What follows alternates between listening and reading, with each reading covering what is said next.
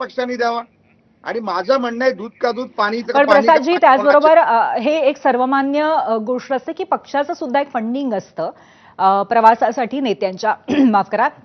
आणि त्याचबरोबर दुसरी गोष्ट अशी की एवढा जर सिक्युरिटीचा प्रॉब्लेम असेल तर त्याच्यावरती आधी बोट का नाही ठेवलं गेलं सरकारकडनं? अनेक वेळा लोकसभेमध्ये मला वाटतं निशिकांत दुबेजी आमचे असतील, संदीप पात्रा असतील, सुधांशुजी असतील, अनेक नेतृत्वानी यावरती लोकसभेमध्ये राज्यसभेमध्ये हा प्रश्न मांडलेला आहे. परंतु त्याला गांभीर्याने राहुल गांधींनी कधीच घेतलं नाही. पार्लमेंट चालू असताना निशिकांत दुबेजींनी पार्लमेंटमध्ये सांगितलं की पार्लमेंट सुरूवर राहुल गांधी थायलंड में बैठे.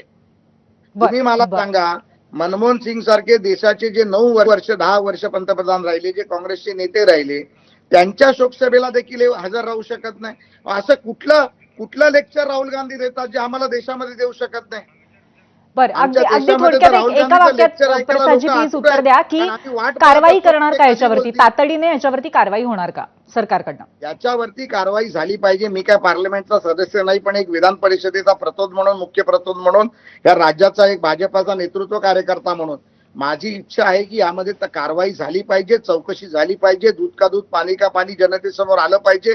या बाबतीतलं एक पत्र देखील तात्काळ मी उद्या माननीय देशाचे गृहमंत्री अमितभाई शहा, माननीय राज्याचे मुख्यमंत्री देवेंद्रजींना लिहिणार आहे की या बाबतीत पंतप्रधानांना पत्र लिहून या बाबतीतला खुलासा आणि याची चौकशी पूर्णपणे झाली पाहिजे. आणि पंतप्रधानांच्या देखील दौऱ्यांबद्दल ज्या काय आमच्या भगिनी येऊन टीव्हीवरती बोलून गेल्या की पंतप्रधान जाते उन्हें कोई बुलाता नाहीये, मी त्यांना सांगू इच्छितो की देशामध्ये ज्या वेळेला अनेक पंतप्रधान झाले त्यांची जगामध्ये कुठे किंमत नव्हती. त्या नरेंद्र मोदीला ऑस्ट्रेलियाचे पंतप्रधान बॉस बोलतात, अमेरिकेचे राष्ट्राध्यक्ष मिठी मारतात, लंडनचे पंतप्रधान मिठी मारतात, अनेक राष्ट्राध्यक्ष ही ताकद माननीय नरेंद्र मोदींनी तिथे निर्माण केली जगाच्या पातळीवरती. नक्कीच हा मुद्दा अर्थातच सगळ्या काँग्रेसच्या नेत्यांपर्यंत या निमित्ताने पोहोचलेला आहे. धन्यवाद, तुम्ही आमच्याशी चर्चा केली त्याबद्दल.